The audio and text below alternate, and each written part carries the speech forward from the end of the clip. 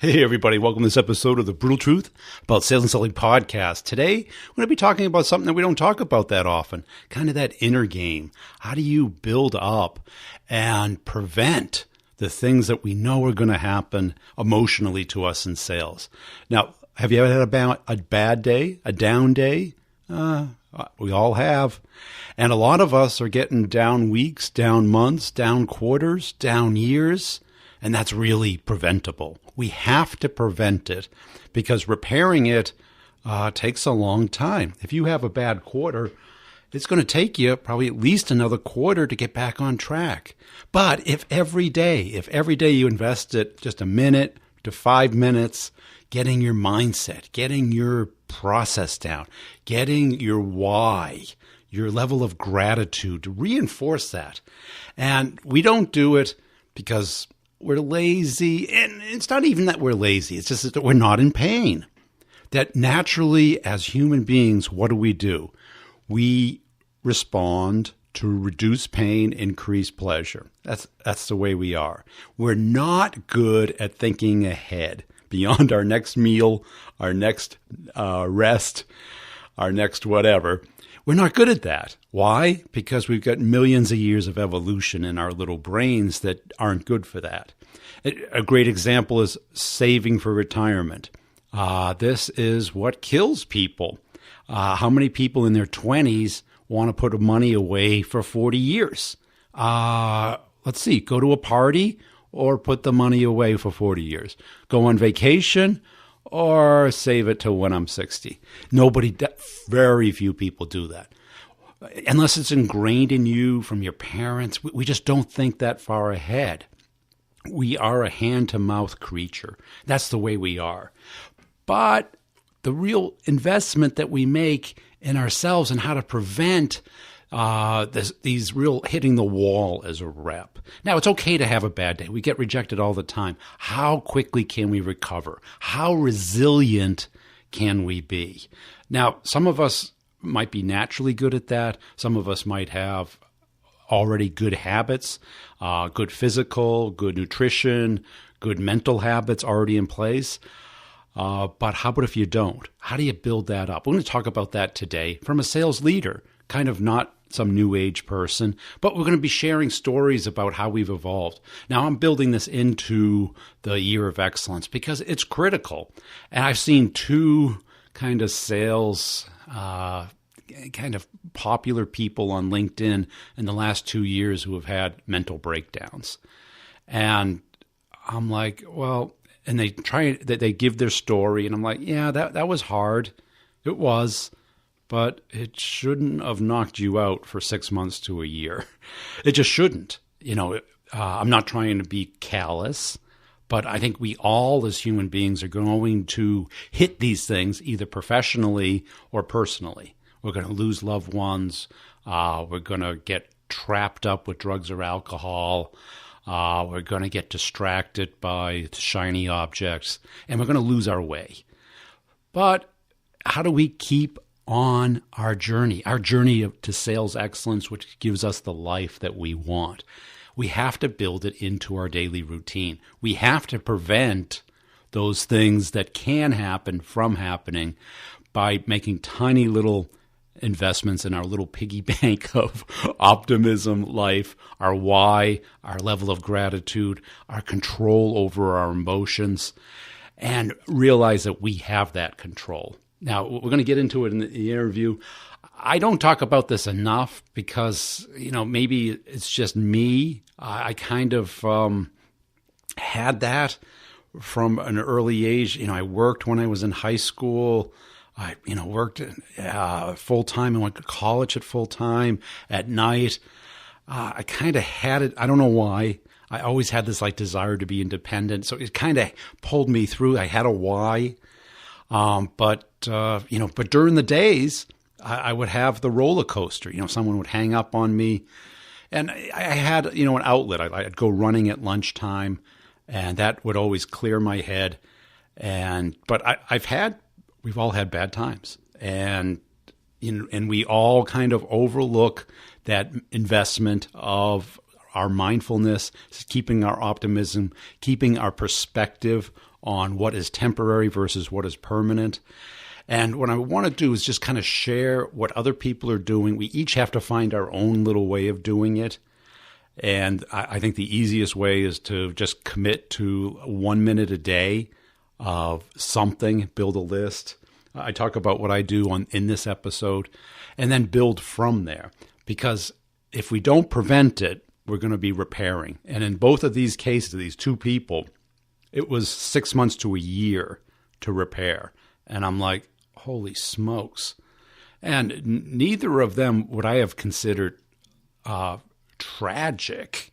I think they were certainly obstacles, obstacles that I've seen a lot of people get over in less than a month or a week.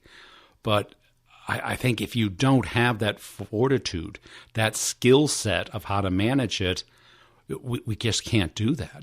You don't want to do that because we are going to face tough times. And, this is the time of year where our territories get sliced up. We get a new comp plan. We get the reality of our new commission rate. All of this stuff does kind of get in our way and becomes an obstacle. So I have Ralph Barcy back on the show. He was back on about a year ago. Super successful sales leader. Kind of a rare bird as far as a sales leader. And we talk about that a little bit. And I get his perspective because I never climbed that high in an organization. I was always a rep or a first-level manager back and forth during many different startups. Never really had that desire to manage a big team. I always liked closing deals. Let's get into it. Hey, I want to make sure you're checking out Co-Video. Look at their videos that I'm doing on the company page, the Brutal Truth About Sales and Selling podcast company page on LinkedIn, or on YouTube, Co-Video on YouTube. It's cranking. It's like 3 times more likely that engagement with a video email. So everybody asks me, how do we get more engagement? Well, here's the easy way. And they're like, oh, I'm camera shy or whatever. Trust me, there's a camera on your computer. Get used to turning it on. We're used to it with screen sharing. I've gotten used to it walking around. And what you end up finding out is you get a whole lot more engagement. So check it out. You can try it for free over at Co-Video, as well as Pipedrive. The Brutal Truth coupon code will get you 1 month free. Get your whole calendar, your contacts, your pipeline, your email all together. Super inexpensive and easy to use. A CRM that's usable. Let's get into the interview. I'll sum it up at the end. Hey, Ralph, welcome back to the show. As a way of getting started, give us a little update on yourself. Hey, how you doing, Brian? It's great to be back. All is well with me. All is well at ServiceNow. Those not familiar with ServiceNow, we're a cloud computing company. We're based in Santa Clara, California. We're helping enterprise customers digitally transform and streamline their workflows. So we're making work better for people. My team has grown by leaps and bounds since you and I last spoke. We're experiencing 140% growth in personnel just over the last 3 years, and we're putting future sales reps into seats at ServiceNow, and it's just really exciting to watch. So all's well. It's great to be here. Cool. Now, you wrote a great blog post that you put up on Medium, and I really enjoyed it. It's kind of on the softer side of sales, isn't it? Yeah. I get a lot of flack for that I'm sometimes too soft. I got to be a little tougher. When you're done meditating, or? Yeah, right. What was the motivation for that?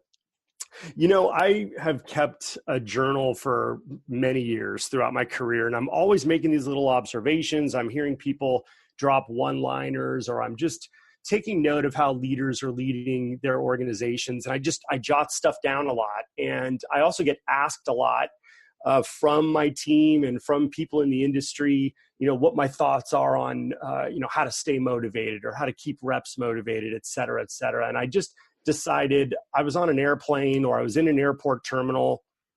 I just referred back to my journal of notes, and I just pumped out this post that said, hey, look, let's keep perspective and let's keep a lot of these things in mind when we're thinking about how to stay motivated or inspired or move the needle, et cetera. And that's kind of how it came about. Now, do you have a particular daily routine, or is this kind of something only when you need it? Or What's your process? It's definitely daily, but it's more in the moment than a routine per se. It's not like between 7 and 8 in the morning, I'm going to sit and journal over a cup of coffee. Yeah. It's usually pretty random, but the good news is it is consistent and it does happen daily. I'm either scribbling something in Evernote or Google Docs or just in my Moleskine journal. And what have you seen reps, the ones who can stay even keeled as opposed to the roller coasters? They close a deal, they're high-fiving and hitting the bell. Yeah. And then when they lose a deal, they're kicking the can around the office and making a scene.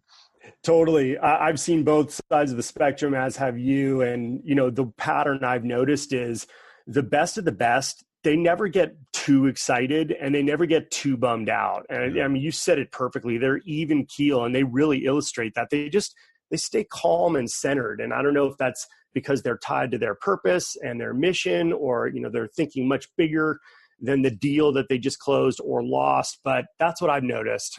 I mean, have you seen the same? Yeah. I tended to, do the roller coaster, and I knew it was bad. And I think what evened me out is, having my why, what you call your purpose, kind of, and I like to picture because I'm a visual person. If I had that, I could say, no matter how good it gets, this is what I want. No matter how bad I get, I just want this. Just stay focused, and That's don't right. let those ripples, drag you away from their purpose. Yep. And it's also don't let the wrong type of self-talk sabotage the success you might be experiencing. Don't say, you're not really cracked up to hit this level in your career or in the industry. Instead, you've got to believe in the skills and competencies that you can bring to the table and the value you can add, et cetera. And just stick to the mission and move forward. And I see a lot of people talk about like mindsets, everything. And I kind of a little annoyed with anything is everything, because I think everything is everything. And if you focus only on one thing, you become good at that. But is that enough? Right. Yeah. You definitely want to, you want to pull from all the different strengths that you have. And you also want to admit to yourself sometimes when you don't have a strength in a certain area, like, hey, that's a huge area of improvement for me. It's actually a weakness. However, Brian does it really well. So maybe I can model some of the things he's doing and maybe implement it in my own style and approach. But you can be more right on that. And a lot of people look at sales, what I call riding a bicycle, where it's a binary skill. You can either do it or not do it, as opposed to an evolutionary skill like cooking or being a doctor or a lawyer, where it's a practice. It's not a destination. There's no perfect doctor. There's no perfect lawyer. There's no perfect chef. That they all are evolving, and every day you're a performer. Oh, yeah. As opposed to, you can, fix a car or ride a bike, some binary skill where it's either broken or fixed, riding or not riding. Yes. And what's really important, and you said it right then and there, is, if let's say you're a chef, we can all cook scrambled eggs, or most of us can, but there's a certain way you can do it that's going to be better than somebody else. You watch Gordon Ramsay cook scrambled eggs on YouTube, and the style and approach he takes to it is just drastically different from so many others. So add your flavor to it. If you're a musician, you got to know when not to play versus when to play. When you're playing with a band, for example, you got to know when to kind of lay back and let the band take over. And, you got to know when to create some space. And how have you built this into your team and yourself? What have you seen work? Because there's too much today on trying to turn everything into a machine. And I agree.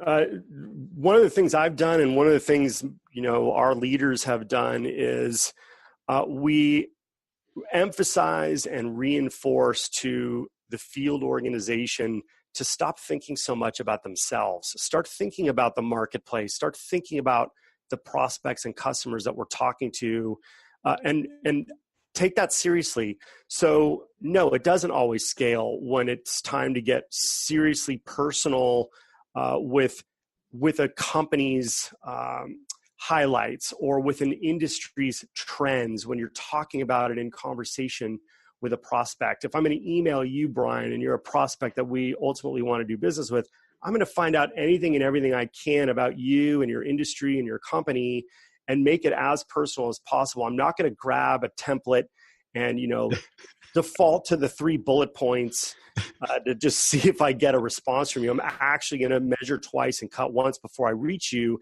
especially if you're one of those precious prospective logos that we really want to do business with and build a long relationship with. I hope that makes sense. Yeah, I think that's what people are missing today. They're talking about how great they are with the hope that somebody else can bridge that into what they want, as opposed to talking about where people are, where they want to go, and how you could possibly help them.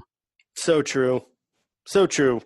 Going back to that blog post you mentioned, there's a section of that post where I talk about each of us needs all of us need each of us. And I reference a high school football team that had a winning record of 150 consecutive games over X number of years. And that coach would have every player kind of write down what their goals were for a specific game or for a specific season. And they would pair up with one of their teammates, and that teammate was kind of like their accountability buddy and would hold them to those specific goals. But the real lesson is more for the accountability buddy to be thinking, hey, this isn't about me. This is about, what could I do to help Brian achieve what he's aspiring to achieve this season or this next game? And I just love that approach. And now this works when things go, you're in a high growth company, you guys are doing really well. Have you seen this work in a kind of a startup situation where things didn't happen? You didn't have momentum yet. It was still too early. Yeah, absolutely. But that was much harder, and it's for obvious reasons. When you're in the startup phase, you're still in the evangelization, education mindset. Nobody knows about who we are. So we have to make sure that we tactfully get our brand out there without sounding, too full of ourselves. But you've got to tweak how you broadcast that brand into the marketplace. And you got to make sure that that brand talks about how you're solving problems for the marketplace that you're going to serve. And so unless you have a leader that kind of buys into that, you're going to have a really hard time sounding like you're actually thinking about other people versus yourself. And how about as far as like keeping that momentum going? Because I think there's too much focus today on activity KPIs without really focusing on accomplishments and micro accomplishments and doing the right thing, not just the thing that shows that you're doing something. Oh, so true. We can go on that one for a minute. So one thing that I keep in mind when it comes to that is, A, you manage what you measure, and B, you have to really keep in mind as an organization, what are you measuring and compensating your reps on? Because that is going to, in turn, drive the behavior that you want. So instead of just paying a sales development rep on the number of meetings they book or demos that they schedule, you might also want to include recognitions that they get from customers or recognitions and acknowledgments they might get from the sales reps that they support. But it's something outside the box that's going to drive the broader behavior that you want for them to do good. Maybe you compensate them on the overall pipeline that's created from the meetings that they booked, for example, versus just that former metric, because it's just they're just going to be hammering out the wrong stuff in volume. And it goes to your point where it could go down the wrong path pretty quick. And sometimes it's the best that they're hammering out the wrong thing. Sometimes they're faking hammering out the wrong thing. Yeah, absolutely. I've seen it too many times. You're right. Yeah, and it just turns into a game that really has no objective. That's right. Fooling each other. Yeah, and the darker side of it is when ethics and integrity are in question. Flips, yeah. Yeah, that's my least favorite experience with when I see that. I don't like that at all. Yeah, and it's hard because I see nothing wrong with measuring activities, but when you make the activity the goal versus the real goal, real goal is revenue, happy customers, absolutely, great meetings. That's right. Yeah, raving reviews from customers. Yep. All of a sudden, it becomes a game and people get misdirected. What do you look for in reps to kind of make sure their hearts and their minds are in the right place? Oh, wow. Good one. I always look at attitude first. I'm a big fan of people who walk into a room and they shed light versus suck the life out of that room. What's in it for me? Yeah. Oh man, so that's the first thing I look for is just positive disposition. I don't like whiners and complainers and finger pointers and people who just don't take accountability or action, or they don't execute. They say what they're going to do and then they just do something else. So I always look for attitude. I look for proven track records. I love reading kudos and acknowledgments and endorsements, for example, on their LinkedIn profile or in a cover letter or recommendation letter. What do others say about them? And then I want somebody who's organized. There's a lot of, especially in sales, you're spinning a lot of plates, you got a lot of balls in the air, and you've got to make sure that you take control of your day and your week versus the other way around, and that you're resourceful. You're using and leveraging in the right way all the different resources in the company so that you're really acting as a team collectively towards the same goals and the same goals that your customers have. So those are just a few things I look for. And then there's just a last one, Brian. It's the way people communicate. It's really important to me that people are able to articulate how they solve problems.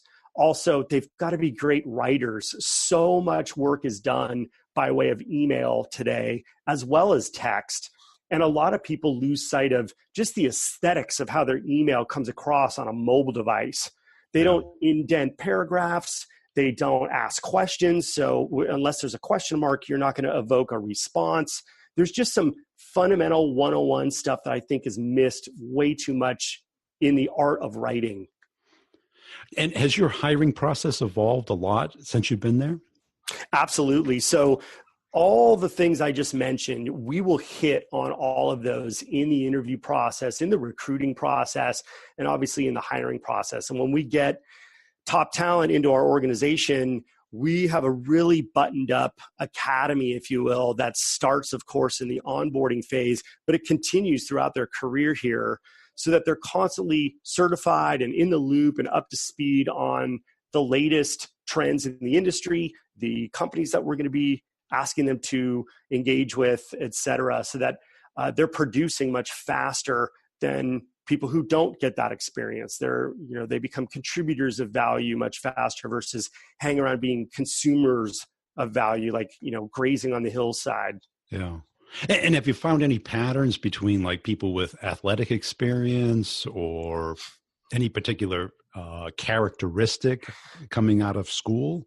Absolutely. Yeah, we certainly have. We've hired former professional athletes as well as business owners, former business owners. Yeah. There's just a resilience that they have and such a thick skin. They could take so much heat and still move forward. They just don't keep their eye off the ball, and they don't see obstacles. And those are the people we want. Yeah, that mental toughness, that grit.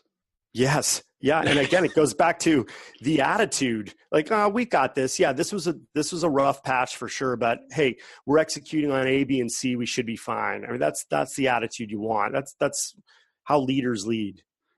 And any other hints that you look for in either their background that they have that, or that they will, fall apart if someone hangs up on them, or kind of get discouraged? Yeah, that's a good one.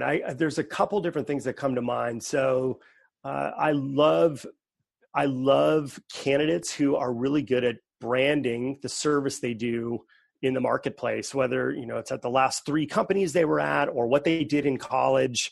And the more I can learn about them without talking to them, the better. So I want candidates, and I've seen the best candidates, they leave behind a big trail of breadcrumbs, kind of a catalog of all their work that you and I could look up online. They've published an article, for example, or a presentation they did was featured on YouTube. There's something that allows me to kind of get an understanding of their character and their approach before I actually have a conversation with them and then can ask them about that. Leave behind the work you're doing. Yeah. And how about competitiveness or money motivated? Yeah, so huge fan of that, but I like to peel back the onion a little bit. So if I'm interviewing you, Brian, and it looks like you're a fit and you're just like, Ralph, I'm all about the money. Let's go. I need the money. Okay, that's wonderful. Now let's just fast forward and say you've got the money. What is the money for? And that's where I can kind of get a peek into what your true purpose is. What's really driving you to make the money? Are you getting married soon? Are you looking to buy a house or make an investment or start a business someday? That way I've got a really true understanding of, okay, I see what the drive towards the money is. And that's helpful. And you go back to purpose, because if it's too, short term or too tangible, like a new Corvette or something. Yeah. Once you get the car, does that mean you stop or you just drive away or? Yeah, well, that's what I want to drill into and find out when I'm talking with reps who have that mindset. I mean, I love Corvettes too. I think they're great. They're great cars. I'd love to drive one. But if I have a better understanding of, why you want the Corvette, it's just going to help us help you. And, that's how I roll. How about the purpose that's kind of beyond just themselves and beyond just the 12-month window of opportunity? Yeah. Where it's about a foundation or some impact on the world or their family. Yeah. I highly encourage leaders who are hiring people to look for that stuff. So ask, is it the candidate's family that is part of their purpose? Did they come from a rough background and they're trying to completely transform into a new identity for themselves? That's purpose. To your point, maybe they want to make a bigger impact on the world. Maybe they are part of a nonprofit, or maybe they contribute to a nonprofit organization that's putting, clean drinking water into communities that don't have that today. Try to drill into where's the spark in them. That way, frankly, when they hit a rough patch, whether it's a bad day or a bad quarter, you can actually remind them of the purpose or the drivers that they once shared with you. And usually that kind of pulls them out of the abyss and back on track. And that's it, because I found it, this was the first year I made my list of why, which is basically purpose, probably 8 items. And I review it every morning. And I've noticed a dramatic difference, as well as I had a gratitude expert on the show probably 3 or 4 months ago. And I have my gratitude list. Oh, I love it. Yeah, I think you mentioned that in your post, that's been something that's really had an impact on you. Absolutely. Yeah. I want to hear, before I even get into that, could you share with us some of the things you put on your list? It's just, I've got my health. I work for myself. My days are my own. I'm doing what I love. Just things that I would typically never think of. Yeah. Well, I got to tell you, from the outsider perspective, Brian, so many people love when you post stuff on LinkedIn when you're walking around the neighborhood. And I mean that. It's like we're on a walk with you, and you're sharing your thoughts on certain things and challenging all of us to comment back on things, and you're engaging us to get into kind of a virtual dialogue with you. And I just love that. You can just see it just brightens everybody up when we're taking a walk with you. Yeah. And people say, well, how do you have time to do that? I'm going out walking anyway. I have my phone with me. Yeah, you might as well. Right. Totally. I bring an index card with 5 topics. Oh, it's beautiful. It's fun. Well, going back to the comments I made in the blog post. So there are a couple where I hit on that attitude of gratitude. So first is, start with taking a deep breath. Just the fact that you can take a deep breath right now and you're not in pain, at least I hope not, that is a gift. And I think if you just acknowledge and are aware of just that very simple, basic gift, you're already on the right track. And then I go into, you are wealthy beyond imagination. And I had recently visited the World Wealth Calculator, which you could just Google and all of a sudden you're there. And you basically input your yearly income. So let's say it's $60K a year, for example. Well, that's going to put you among the top 1.5% wealthiest people in the world, where 1 billion people earn less than $762 a year. So you're above and beyond so many people in the world. So I think that's an obligation where you need to serve. You need to, share your strengths and your gifts with people and make the world a better place. And then finally, to what you just mentioned about creating a list every day, whether that's, before you go to bed at night or first thing in the morning, and looking at that, it's going to keep you present to the gratitude that you have for so many different things. And you could do something as simple as like wiggling your fingers, putting a big smile on your face, opening your eyes wide, and just noticing that you're able to do that. I can see you, I can hear you, I get an opportunity to talk with you. I'm not in a hospital bed right now fighting to get through today, which so many people are. And I think if you just keep that kind of stuff in mind, it gives you a nice little spark for the day. Like, yeah, I think I do have this. I think I will have a good day, and I can help a lot of people in the process. And that's it, because, the normal day for a salesperson has a lot of down points, probably Big more time. down than up. No and if question. you can't regulate that, sooner or later it's really going to get to you. And I think that's the number one reason people leave sales, is they get tired of the grind. Yeah, absolutely. It's, Dr. Stephen Covey said it in the 7 Habits of Highly Effective People, that frustration is a function of your expectations. So a lot of salespeople have these expectations that they're just going to come in and kill it. Q1, 2, 3, 4. And when you hit that rough patch and it's not happening, it's the true leaders who, like you said, have the grit, and they will grind it out until the sun shines again, versus giving up and trying to go to where they think there are greener pastures. I've seen it happen so many times, it breaks my heart. And when you have kind of a rep who's slipping, somebody that you think has the potential to be an A player, but they're performing at B-, C+, what has worked to convert that? Oh, wow. So the best electroshock therapy. Yeah, right. That usually helps. Some good waterboarding helps. What's really helped me in my experience is going back to that purpose. It's that purpose discussion. Hey, Brian, I remember, when we were interviewing you, you were so enthusiastic about, being able to invest in this new property, or start this business in 5 years, or lead a team of your own. Like, what happened, my man? Yeah. And typically when you have a conversation like that, that's really candid and transparent and heartfelt, and, you're not judging necessarily, or you're not necessarily defaulting to the performance improvement plan right away. Instead, you're actually having the discussion to kind of figure out what's going on.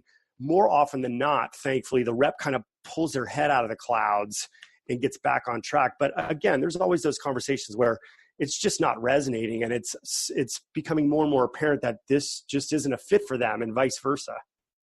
And what I've always kind of sensed is, if they don't own it, if they say, you're right, I lost track, I'm open to getting back on track, this is my plan, versus them complaining about their territory or this tool or that situation or their quota, something outside of their control. That's when I think I've always felt that I've lost them. Yep. Same. You got to be accountable. And like you said, if they're going to show you a plan of how they're going to get out of it, have them almost like a plan letter that you would send to a prospect. Hey, in our last talk, Brian, we talked about this. So we think it's going to take about 3 weeks to get that done. So here's the date we're going to pin down. Let me know if you've got any adds, moves, or changes to the plan letter I just sent. Same thing. Those reps need to come to those leaders saying, hey, look, this is my plan, and this is how I'm going to get it done and by when. And the more detailed and specific they are, if we go back to like the SMART goals, the better. Then you're kind of in partnership in them fulfilling the plan that they laid out for you. Because I've never really seen, like, when you go to HR and you put somebody on a plan, that ever working. Yeah. Well, yeah. Fair. You got to actually, I hate to break it to everybody, but you got to do the work. Yeah. You got to buy into it, because you're asking the company to. We're not in a socialist economy. Yeah, true. This is capitalism, and there's no employment contracts. So classic. Yeah. And anything that you've seen in interviews that are just super red flags that you're like, oh, how'd this person get to me? Ooh, good one. Wow, what are some red flags I've seen? So it runs the gamut, on one end of the spectrum, people who are late for the interview, that doesn't bode well. I think if you're on time, you're late. So that's one thing that's a red flag when you're late, and you immediately have the excuses. I'm usually pretty flexible and lenient when it comes to that, but I always make note of it. What else? People who don't send thank yous. Yeah. I mean, some people will fire off a 2-line email thanking you for the opportunity, which is good and fine these days. But I personally am a huge fan of getting a handwritten thank you card. Sorry, but I know it's old school, but it really, really helps. It shows that that you're putting some skin in the game, that this really is an opportunity that you're focused on versus one of many that you're considering. And again, it goes back to what we were talking about with personalization. It just goes such a long way. And showing curiosity about the job, what you like, what type of manager you are, just to see if there's some mojo there. Too often people just start immediately going into the comp plan, the territory. What are you going to do for me? Yeah, absolutely. Or if they sit down and go, hey, so, tell me what some of the corporate initiatives are for 2019. Well, okay. Based on the research you've done of our company and of me and of our team, what would you gather might be some of our corporate initiatives? Maybe we start there. And has anybody come in and not Googled your name? Oh, yeah. Oh, absolutely. Some people have done that. And some people have come in and I'll say, hey, do you mind handing me a copy of your resume? And they're like, oh, I emailed it to the recruiter. so I'm sorry. I'm not stopping everything to review your resume and really think about you. You're interviewing for a role here. Why don't you hand me your resume? And then when they do, obviously no flag goes up if they've got a copy of it. Now we have a good piece of work that we could have a dialogue from. So for example, I'll say, hey, Brian, what on this resume do you not want me to miss? What do you want to make sure we highlight and talk about today? And that kind of helps them let their guard down and start talking positively about the goodness that they've done. Yeah. And then we could drill into other areas. But anyway, we digress. Yeah, but finding out what type of person they are. What motivates them? Is a job just a 9-to-5, or is a job a career, a purpose, a meaning in their life, and why? Absolutely. What drives them? And, too many people, act like government employees where it's just, looking at the HR 401k benefits and stuff. And it's like, that's not the type of person that's going to be motivated and handle the hard times. Very true. Very true. So I'm pleased to say that is the minority. I think the majority of the people that my team has interviewed and I have interviewed, let's say over the last 3 to 5 years, have been the opposite. They really have done what I said earlier, measuring twice, cutting once, doing their due diligence, really vetting out the opportunity before they come to us. But at the same time, it's a two-way street. Our organization has always focused on attracting the top talent versus pursuing the top talent. So when we attract that top talent, we're casting that bat signal into the sky and we're making it very clear, hey, this is the cream of the crop that we are looking to have conversations with. And this is eventually the type of people we want on our team. And it seems to work really well for us. We pull in the right candidates and we have, pretty rigorous screening phase, but we get killer candidates that come in and we end up hiring them. And have you dealt with kind of like the January, I don't know how to characterize it. Everyone's got a new number.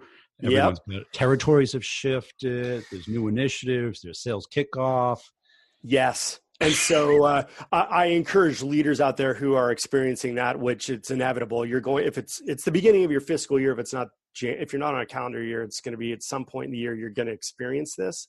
You have to set the tone and be very clear with the team that, hey, this is an ever evolving, ever growing organization, right? And you have to anticipate constant change. Yeah. And when you do anticipate constant change, you're not freaking out. You're not freaking out with SKO just happened last week. And now we just got our new number and we press the reset button and it's, start all over again. Instead, you have to have that mindset of, I am in control of this. I'm aware that it's going to fluctuate. The path to success is not a straight line, et cetera, et cetera. And you will ebb and flow and be flexible with the change that you're encountering. And that's it. And too many people spend a good week or two, wondering if this is the right place, or I'm upset with my comp plan. And it's like, they're over-engineering it, man. The commission rate resets. You're down at the bottom level again. You got to build your way up. Yep. And you got a new manager or a new sales rep to work with.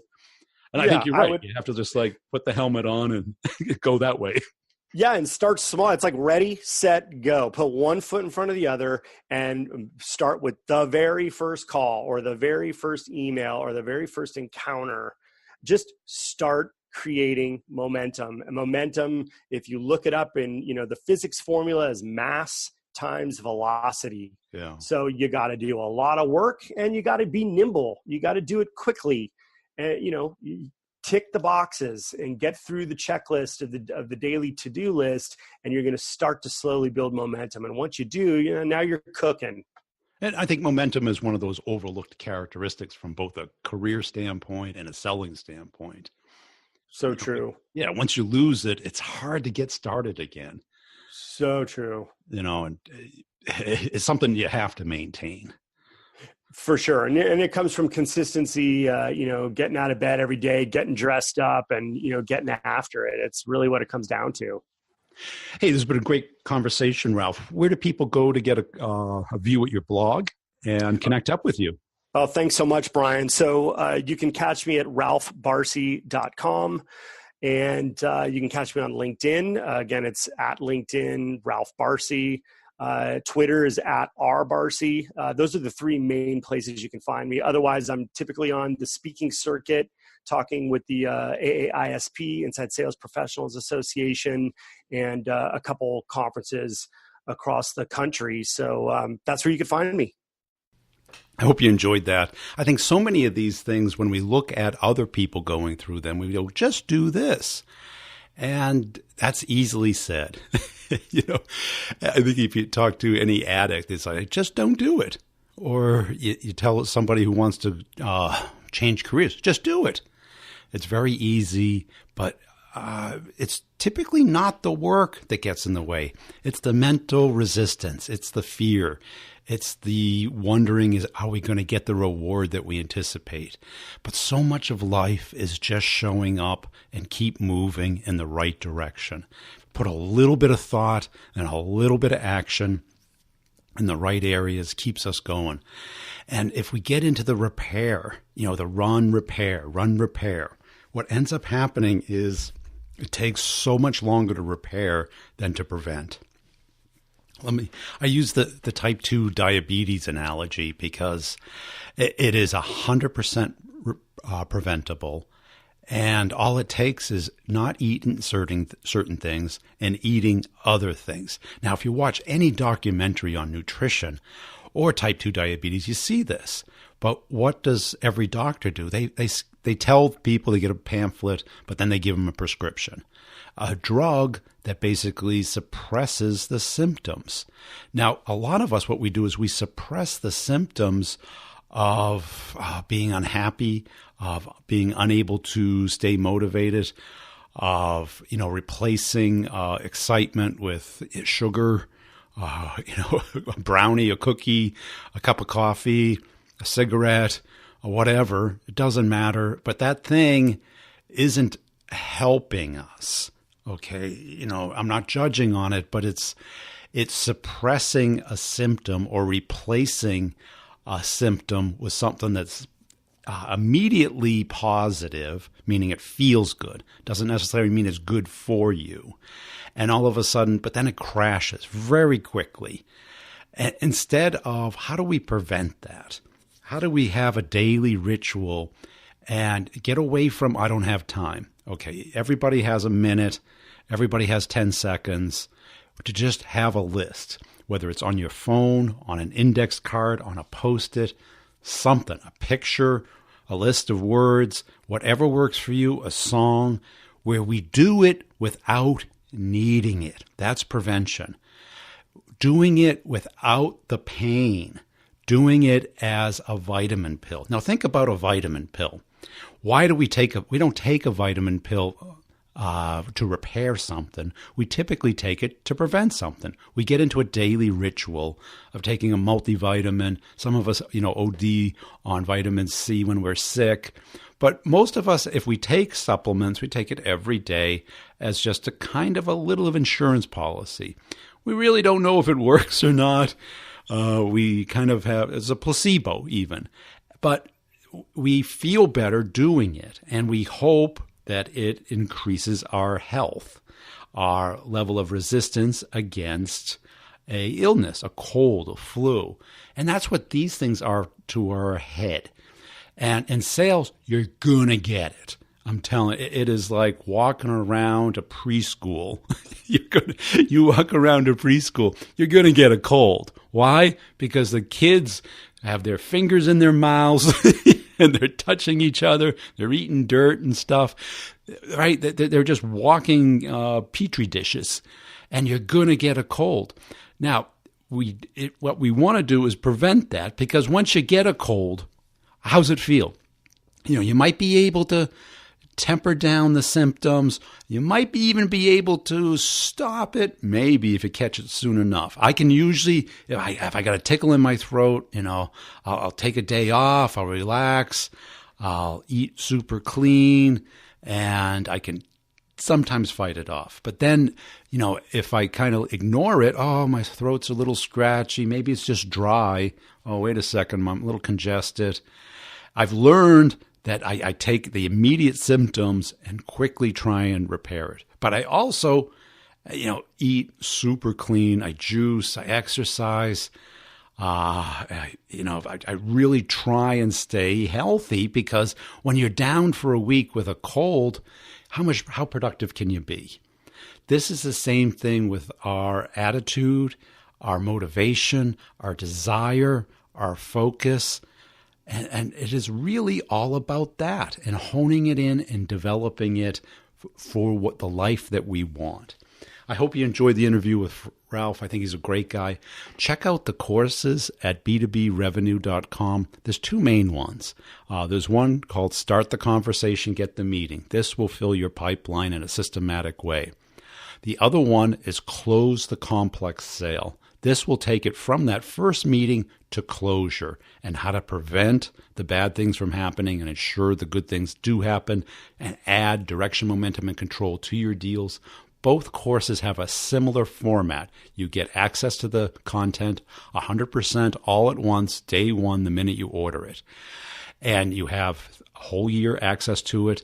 Each course has office hours, which is a Q&A discussion twice a month, Fridays at 2 p.m. Eastern Time, every other Friday. You have unlimited one-on-ones with me to talk about how to apply the course to your territory, your deals. They're recorded and put into the course, as are all the contents put back in the course. So you have access to all the past office hours, all the past one-on-ones. And I've kind of developed this format over the last year working with people. And what you do is you get to learn from others. You get to learn from me. You get to learn from past experience, different industries, what's working, what's not. And they're all evolving. And if you order either one of them in the month of February, you get a coupon code for the course called Questions That Sell. So in the office hours, there's a coupon code for the course. It's a $500 value. You get it for free by entering the coupon code. So make sure it zeroes out with the coupon code before you hit enter, because if you hit enter with the amount above zero, it will charge you that amount. So if you want to talk to me about the courses, first, make sure you're ready. Second, listen to at least 3 episodes and say, hey, does this match what I'm doing? If it does, great. If it doesn't, it's not a match. And then we can schedule a call and kind of talk it through. If you have any remaining questions, you can pay for the courses all at once or in 12 payment plan, not a membership, but a payment plan, one payment per month. And, whatever else you think would add value to the course, I'm open-minded to it. With closing the complex sale, you're going to get access to all the content for a year of excellence as they come out in beta this year. So, the cost of not taking the course is probably $50,000 to $200,000, meaning that's the opportunity cost that you're missing. You judge for yourself. We'll see you next time. Hey, connect up with me on LinkedIn. Make sure you're sharing some content and tell one friend this week about the Brutal Truth About Sales and Selling podcast, as well as Sales Questions podcast and B2B Revenue Leadership podcast. It's like a network over here. How do I have any time? Because I do prevention.